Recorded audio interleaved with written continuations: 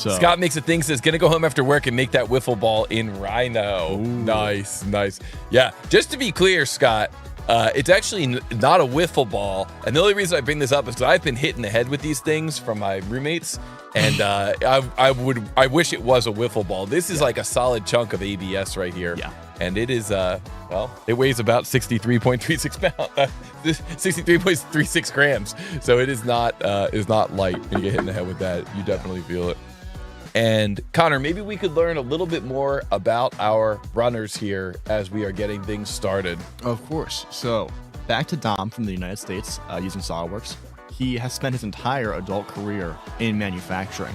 And then for Atse, on the other hand, from Macedonia, using SOLIDWORKS as well, wanted to let us know that Combat Assault Dog and computer-aided design are not the same type of CAD.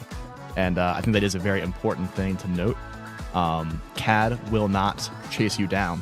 So if someone is chasing you with CAD, that might not be your friend. This might be something different, yeah. Yeah. I mean, I have to agree with that statement. Yeah.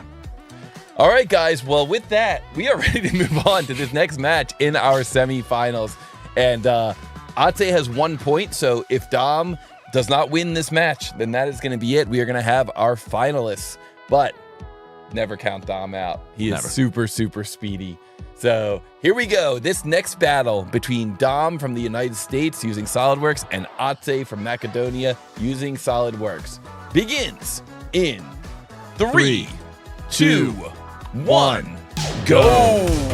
What is the mass of this part in XXX.X grams? And we got ourselves a sheet metal bracket for our two sheet metal experts. Number 17 is our sheet metal part. And here we go. Let's see how these sheet metal wizards work through this challenge. This is a corner bracket here, and I am very excited to see what these guys do with this. So both of our runners examining the part, trying to figure out what's going to be the best way to get this thing started.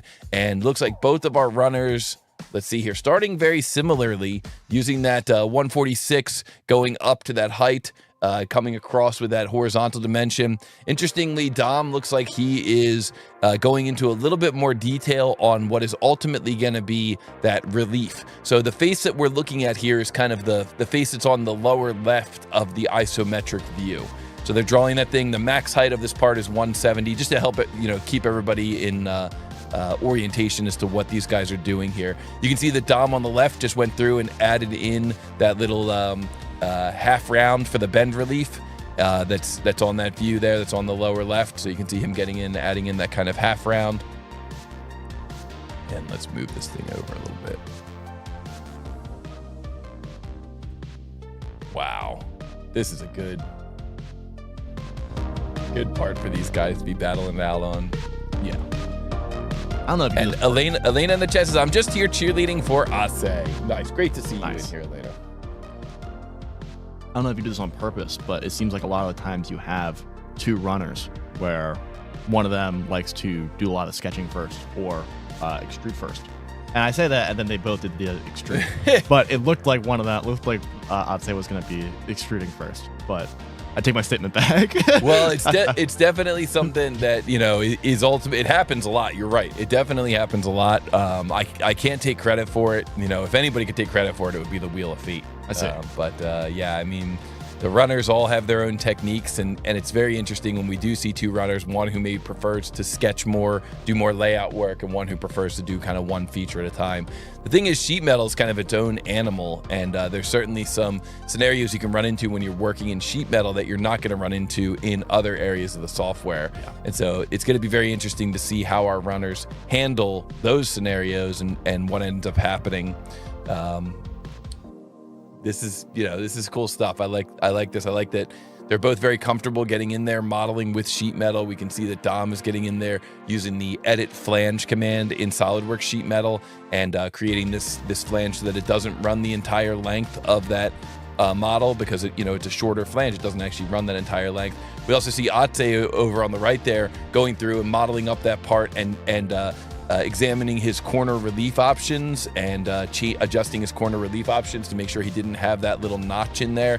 That's something that you really have to do a lot of sheet metal to not only know how to change the setting, but even just to recognize that would have been an issue. And Atse really demonstrated some mastery there, getting in and adjusting that. Here we can see that he's using the window select to fill at the corners, Atse on the right. And that's something else that has become very popular since, seeing different runners using their CAD and doing speed modeling here on Too Tall Toby. We've seen a lot more runners pick up on that technique and realize that that can be a lot faster than having to perfectly click the exact corner of the model. It's always interesting when you have a cut like this that, you would probably punch that cut in the flat. But we've got it, the dimensions are defined here in the formed view. And so you can see here that Dom is creating that by creating the cut off of one face and then creating the cut off the other face. And that's, I think, exactly the right way to do it. We saw Atse do that a little bit earlier. We saw Dom do this here now. And wow, they are both coming down the home stretch here on this final feature. And we're going to find out here. We're going to be really closely watching for this answer and watching the chat. I'm trying to watch the CAD, but I'm also trying to watch the chat so I don't miss the answer. But both of our runners are really bringing this thing home. They both look to be ready to do the final spin, maybe come up with that final answer. Dom going around adding some extra fillets. Atse coming in with an answer, 652.4 grams. And Connor, that is correct. And wow, what a battle. Dom right behind him, 654.8 grams. And wow, so close. Both of our runners getting in there and having that battle, and they were so close the whole time. But it's gonna be Atse who's gonna win both points there and is gonna move on in this tournament. And I gotta say, those were some epic battles today. And that last one was so close, man. I could not predict who was gonna win that last one. I just figured it could be anybody's game. They were both so close finishing out that battle. But wow, guys, GG to our runners. That was absolutely awesome to watch. And we got to say thank you so much to all of the runners today, to everybody who contributed their time to be a part of this tournament. And wow, just awesome.